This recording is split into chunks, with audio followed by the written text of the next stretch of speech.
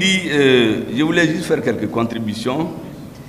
D'abord, vous avez parlé beaucoup de l'historique du Mali. Vous avez cité les grandes entités, les Mansa, les Askia. Je crois que vous avez omis les Sunnis. Parce que si vous parlez de l'Empire Songhai, c'est en deux étapes. Il y a le Songhai et qui a eu deux empereurs, Soni et Askia. D'ailleurs, plus tard, vous avez parlé du grand canal qui a été construit vers Bourem. Ça, c'est du temps de Soni. Donc, il serait bon de le citer. Concernant les grandes victoires, vous en avez parlé beaucoup, les victoires historiques que notre peuple a portées au temps de la lutte contre le colonialisme.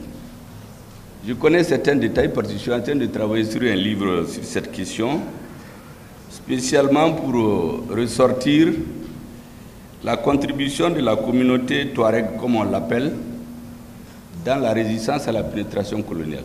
Donc, il y a certaines données que j'ai sous la main. Et la bataille dont vous avez parlé de Takubao, il y a très peu de Maliens qui en savent. Même dans les milieux Touareg, il n'y en a pas beaucoup. Peut-être vous, les grands intellectuels, et puis certains historiens. En fait, ça fait partie des grandes épopées de l'histoire du Mali, où la communauté Touareg a infligé une perte inouïe. Je crois que même les historiens français n'ont pu oublier. Mais là-bas, c'est la communauté Touareg complexe, les Noirs et les Blancs. Parce qu'il y a trop de confusion à ce niveau. C'est vraiment l'expression même, l'exemple même de ce que quand les communautés se mettent ensemble, elles peuvent résister, même si on arrive à les vaincre à cause des armes. Ensuite, vous savez, dans la plupart des jeunes Maliens, quand vous les demandez, on vous dit la surface du Mali, c'est 1 241 000 murmurula, kilomètres carrés. Ça, c'est maintenant. Mais avant, on nous dit c'est 1 240 000 kilomètres carrés. C'est ce que l'ancienne génération sait.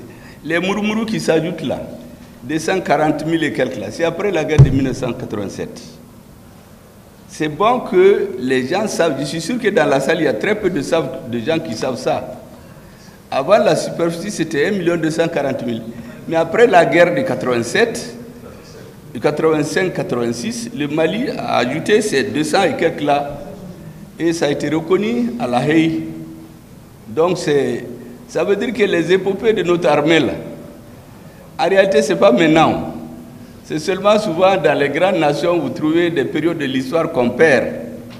Cette portion, c'est pourquoi quand j'ai entendu quelqu'un récemment dire aux gens, en philosophant, qu'il ne faut pas qu'on vous mette dans la tête que le Mali a gagné la guerre de 86, bon, j'ai dit celui-là, c'est vraiment un ignare triomphant, quoi, parce qu'il ne connaissait rien de l'histoire du Mali. Et beaucoup ne savent pas, mais ils sont plus modestes. Je voulais donc souligner cet aspect. Ça, c'est vraiment un commentaire, ce n'est pas à mettre dans le document, c'est juste pour que les uns et les autres le sachent, d'où viennent ces 241 000 et quelques kilomètres carrés.